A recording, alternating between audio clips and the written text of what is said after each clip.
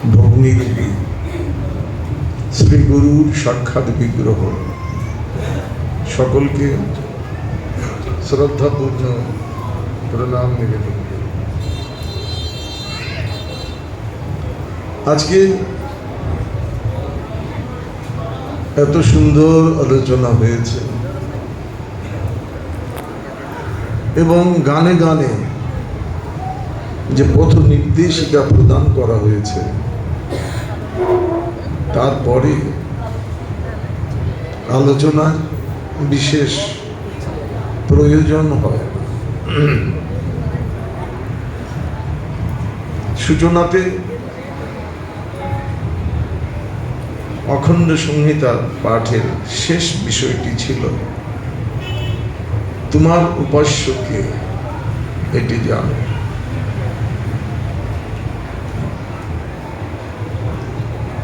স্বাগত বক্তব্যে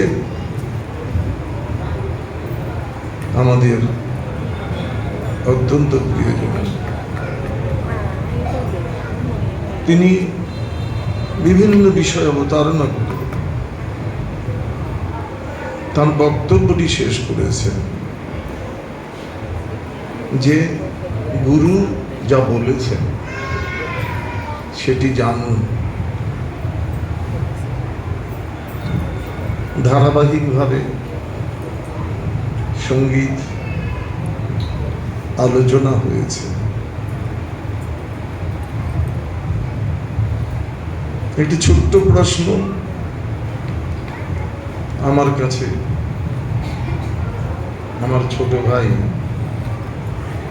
রেখেছে, কিন্তু এরপরেই সঙ্গীতেই তার উত্তরটি দেওয়া হয়েছে। কাতর মিনতি তব ভাই। আমরা যদি ভগবানের চরণে নিজেকে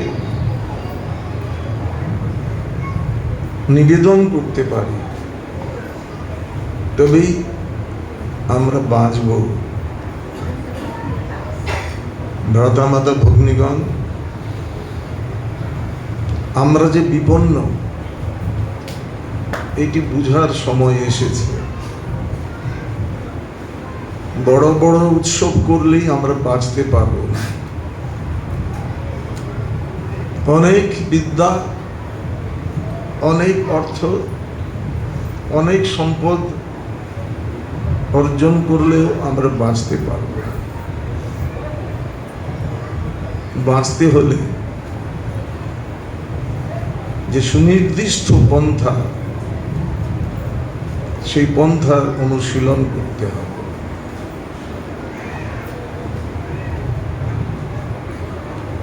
আলোচনায় এসেছে সত্য ধর্ম ন্যায়ের লাগি করব জীবন দান। এটাই বাঁচার পথ। ভগবান ব্যাসদেব তিনি অনেক আলোচনা করেছেন, অনেক গ্রন্থ রচনা করেছেন। পরবর্তীতে আচার্য শঙ্কর এই সব কিছুকেই একেবারে সংক্ষিপ্ত করে অর্ধ শ্লোকে শাস্ত্রের মর্মবাণী প্রচার করছেন। বলছেন ব্রহ্মম সত্যম জগৎ মিথ্যা। এই যে বলা হলো সত্য ধর্ম ন্যায়, সত্য কি?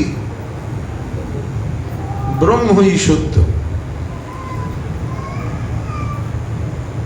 এই ব্রহ্মকে কিভাবে আমরা জানব, এর জন্য অনেক সাধনার কথা বলা হয়েছে। আমি সেদিকে যাব না। ঋষি পতঞ্জলি বললেন প্রণবস্তৈষ্য বাচক। এই যে ব্রহ্ম, তার বাচক বা নাম হচ্ছে এই প্রণব। কিন্তু আজকে সমগ্র ভারতবর্ষ ঘুরে দেখেন, হাজার হাজার মন্দির আছে, কিন্তু এই প্রণব ব্রহ্মের সাধনা নাই।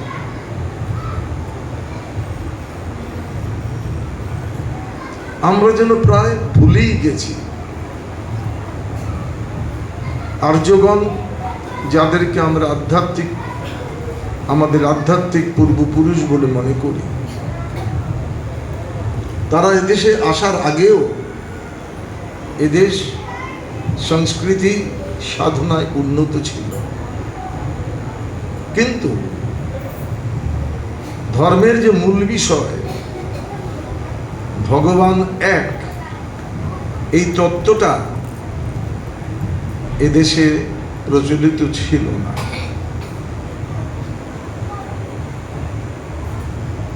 আর্যগণ এদেশে বাঁচার বাণী নিয়ে এসেছিলেন, যদি বাঁচতে হয় এই বিশ্বাসকে পালন করো, একমেব দ্বিতীয়ম, তিনি এক, তিনি অদ্বিতীয়। বহু বিচার করে দেশের ঋষিরা তা স্বীকার করলেন, কিন্তু অনুশীলনে এলো না।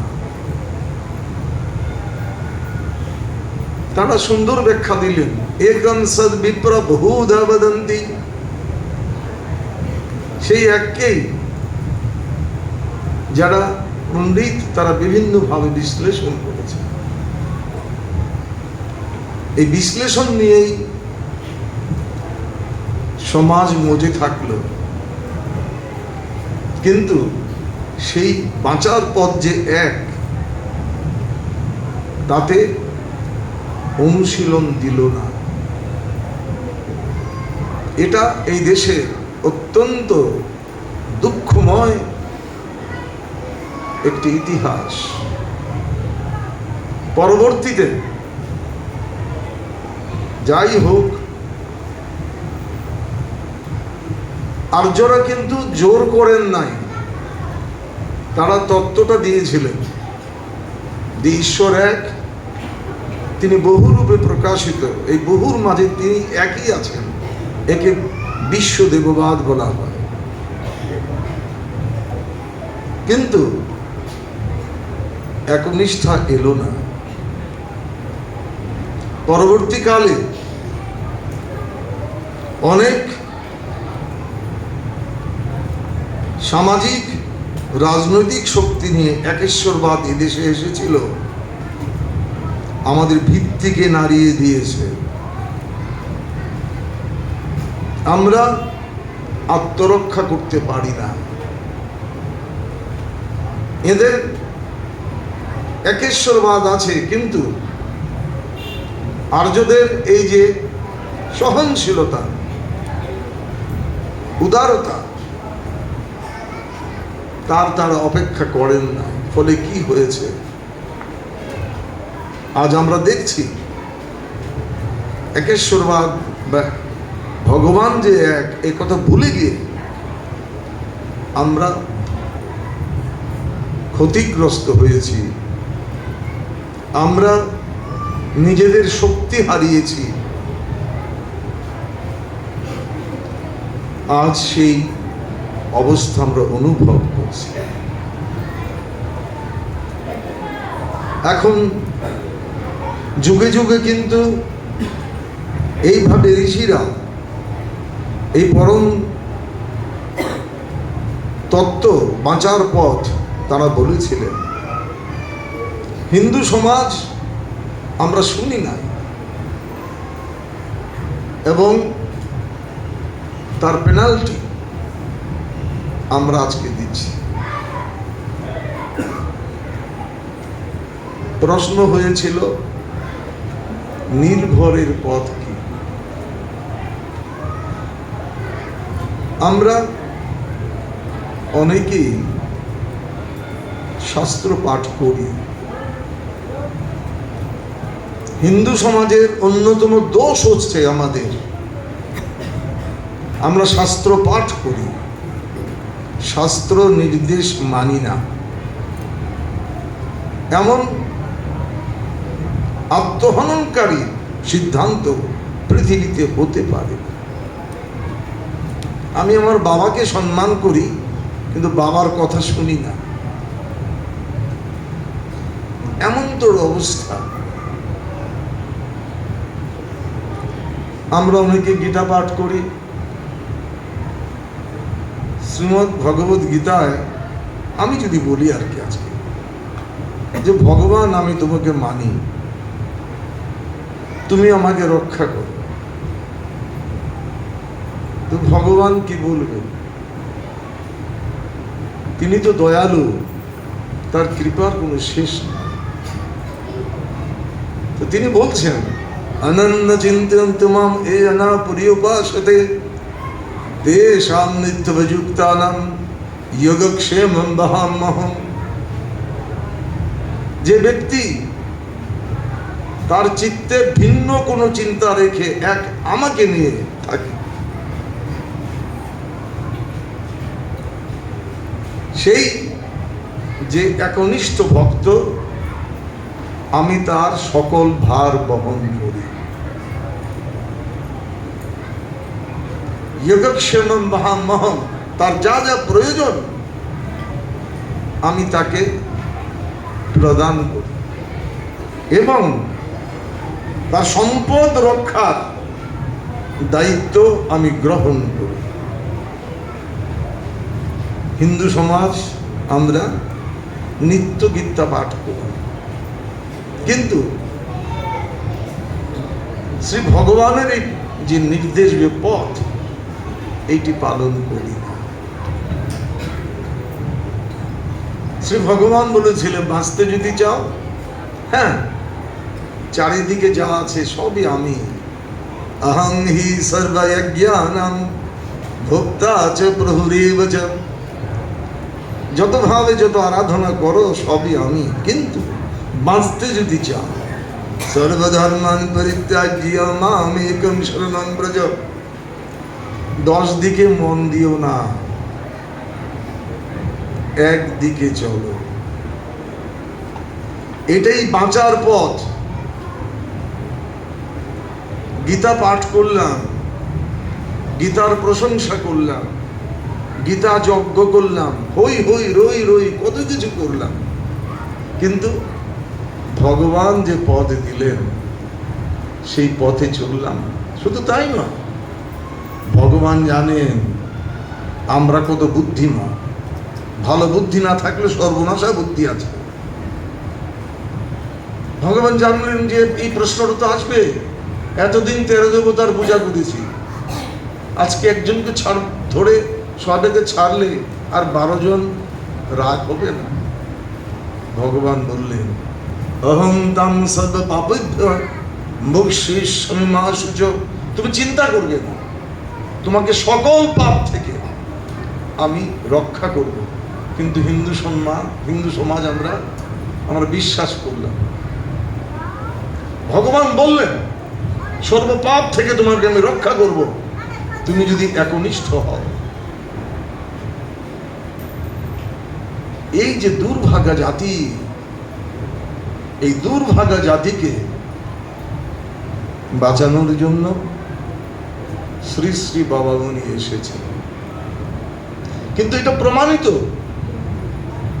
যে আর্য মেধা এখনো সমগ্র বিশ্বে অপরাজিত। সে আর্য মেধা আমাদের চরিত্রের পরিবর্তন আনতে পারেনি।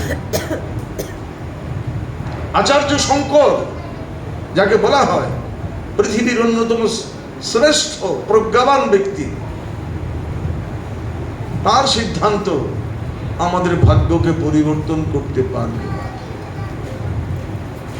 শ্রী শ্রী বাবামণি জানতেন শুধু দর্শন দিয়ে, শুধু সিদ্ধান্ত দিয়ে এই দুর্ভাগা জাতির অস্তিত্বকে রক্ষা করা যাবে না। এর জন্য তিনি বললেন ব্যক্তি জীবন চাই, পরিবার জীবন চাই। একটি ব্যক্তি সে সে আদর্শকে পালন করুক, ভগবানের কথায় বিশ্বাস করুক। একটি পরিবার তারা ধর্মে বিশ্বাস করুক, ন্যায়ে বিশ্বাস করুক। ধর্ম কি? নারীয়াম, সকলকে আপন করাই ধর্ম। ঋষিরা সিদ্ধান্ত দিয়েছিলেন, সঙ্গচ্ছধ্বম সংবদধ্বম, তোমরা একসঙ্গে চলো, একভাবে বলো। আমরা কি করলাম? আমরা জাতপাতে নিজেদেরকে বিভক্ত করলাম, এবং আমরা তো নির্লজ্জ। আমরা সর্বজনীন পূজা করি, সবাই মিলে আয়োজন করি, কিন্তু সবাই মিলে পূজা দিতে পারি না।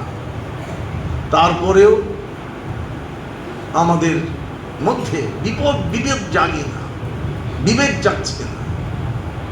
এই যে বিবেক জাগা, এটাই হচ্ছে ন্যায়। ভ্রাতামাতা ভগ্নীগণ, শ্রী শ্রী বাবামণি খুব সুনির্দিষ্ট পরিকল্পনা দিয়েছেন। তিনি বলছেন, নিজের বিশ্বাসে তুমি অটুট থাকো, একনিষ্ঠ, অপরকে তুমি কখনোই অবজ্ঞা করবে না। শ্রী শ্রী বাবামণি এমন একজন গুরু, যিনি মিথ্যা থেকে আমাদের রক্ষা করেছেন, কিন্তু অপরের পথের তিনি নিন্দা করেন না, বরং বলেছেন, জগতের সকল সম্প্রদায় আমার, আমি জগতের সকল সম্প্রদায়। আজ গুটি কয় পরিবার যদি পাওয়া যায় যেখানে প্রত্যেকে ভগবানে বিশ্বাস করে, শ্রোতব্য কীর্তিতব্যশ্চ দেহ পূজ্যশ্চ নিত্যদা। হিন্দুর ঘরে জন্মগ্রহণ করলে হিন্দু হওয়া যায় না। যে হিন্দু হবে তাকে প্রতিদিন শাস্ত্র পাঠ করতে হবে বা শ্রবণ করতে হবে, তাকে প্রতিদিন ভগবানের কীর্তন করতে হবে, তাকে প্রতিদিন ভগবানের ধ্যান করতে হবে, তাকে প্রতিদিন ভগবানের পূজা করতে হবে। ভ্রাতা মাতা ভগ্নীগণ, আপনারা সংসারী মানুষ, আপনারাই সমাজকে বাঁচাতে পারেন। আপনারা আমাদেরকে শ্রদ্ধা করেন, আমরা আশ্রমবাসী, কিন্তু আমরা এমন কাউকে সৃষ্টি করতে পারবো না যারা সমাজকে রক্ষা করতে পারবে। সমাজকে রক্ষা করতে হলে সেই সূর্য সন্তানদের প্রয়োজন, যারা বাবামণির গানে বলবে, আমায় তুমি শেখাও প্রভু জীবন দানের খেলা। যে জাতি জীবন দিতে জানে না, সে জাতি বাঁচতে পারে না, তারা শুধু কাঁদে কাঁদে মরে। আপনারা জীবন দান করতে পারতেন শিশুদের সৃষ্টি করে। এবং আমি সহজভাবেই বলি, কাকের বাসায় যেন কোকিলের ডিম তা দেয়া না। আপনারা জানেন, কোকিলের বাসা বাঁধতে জানেন, সে কাকের বাসায় গিয়ে ডিম বাঁধে, আর কাকের ডিমগুলোকে ফেলে দেয়। কাক তো মনে করে এটা আমারই ডিম, তা দেয়। বাচ্চাগুলো যখন হয়, সেই কাকের বাচ্চার মধ্যে কুটকুটি কাঁদে। মা কাক, বাবা কাক তাদেরকে খাওয়ায়, তারা পুষ্ট হয়। যেই হৃষ্টপুষ্ট হলো, মা কাক দেখে, আরে এ তো কাক মতে কোকিল, তাকে মারতে যায়, কিন্তু সে তখন উড়ে চলে যায়। আপনারা সব সেই কাকের বাসায় কোকিলের ছাপ পুষছেন। যদি প্রকৃতই হিন্দু সন্তান পুষতে চান, নিজেরা 4 বেলা উপাসনা করবেন, সন্তানদেরকে এই 4 বেলা উপাসনে অভ্যস্ত করবেন। মা বাবারা সন্তানদেরকে ভালোবাসেন, এ কি ভালোবাসা? এ তাকে অহিন্দু করে দেয়। আপনারা কি ভাবেন না রাত জেগে পড়েছে, এখন উপাসনার সময় তাকে আর ডাকি না, বাধ্য করে। আমার খুব ভালো লাগে, এটা ভিন্ন বিষয়। শ্রীমান শুভ আমাকে অনেকভাবে উন্নীত করেছে। আমি ছোটবেলায় তবলা বাজাতাম, সেখন খুব ভালো তবলা বাজাতাম। আমি যখন তবলার আওয়াজ করতাম, শীতের দিনে আঙ্গুলের এই তর্জনের এই জায়গাটা ফেটে যেত, কিন্তু মা 4টার সময় তুলে দিয়ে বলতেন, বাজাও, রেওয়াজ করো। রক্ত পড়তো, মা বাজাও, রক্তে ভিজে যাচ্ছে, কিন্তু ওই রেওয়াজ শেষ হওয়ার পরে আবার সুন্দর করে ব্যান্ডেজ করে দিত। আপনাদেরকেও যদি বাঁচতে চান, যদি হিন্দুর পিতামাতা হতে চান, 4 বেলা উপাসনায় আপনার সন্তানদেরকে অভ্যস্ত করুন। প্রতিটি গৃহে পিতামাতা, যে 7টি গ্রন্থের কথা আমার অরুণদা বলেছে, তার এক একটি প্যারা অথবা একটি পৃষ্ঠা নিজে পড়ে তাদেরকে পড়ে শোনান। আজকে বোঝে না, বুঝবে। 4 বেলা উপাসনা করান, বাবা মনির বাণী শোনান, তাদেরকে নিয়ে হরিওম কীর্তন করেন। যে সঙ্গীতগুলো আজকে আমরা শুনলাম, এই সঙ্গীতগুলো তাদেরকে তার অর্থটা বোঝার চেষ্টা করেন। নামে ঘিরে রাখো প্রভু জীবন আমার, এটা শুধু গান নয়, এটাকে সংকল্প। প্রত্যেকটি পিতামাতা নিজের সন্তানদের সঙ্গে এমন সম্পর্ক রাখবেন যেন তারা মরে গেলেও পিতামাতার কাছে কিছু গোপন না রাখে। এই গর্বিত পিতামাতা আপনাদেরকে হতে হবে যে আমার সন্তান আমার কাছে কিছু গোপন করে।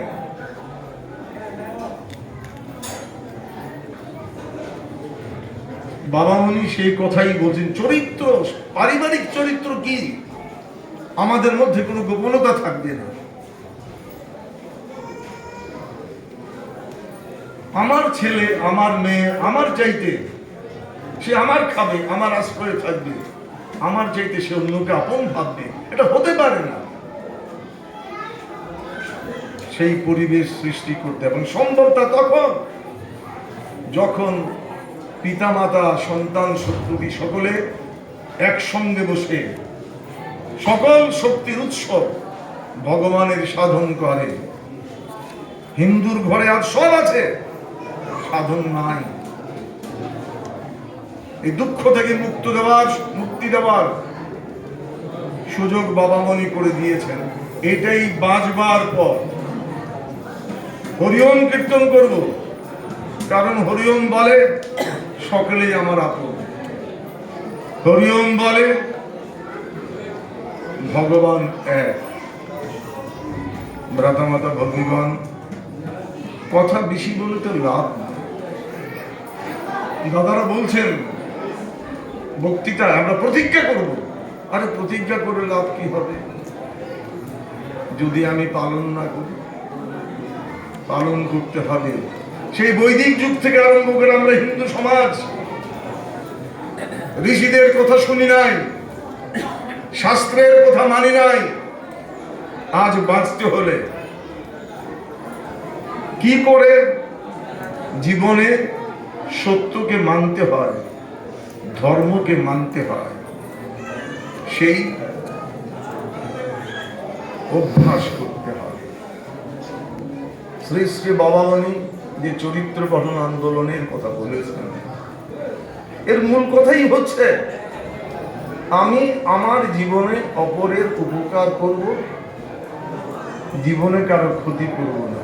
ব্যাসদেব যে কথাটির কথা বললেন যে অপরের ক্ষতি করাই পাপ এবং সেবা করাই পাপ, ধর্মগুরু সেই পূর্ণ দর্শন দিয়ে গেছেন। আমাদের বড় বড় সমাবেশের প্রয়োজন নাই। আমার ধর্ম কি? ভগবানকে ভালোবাসা আমার ধর্ম।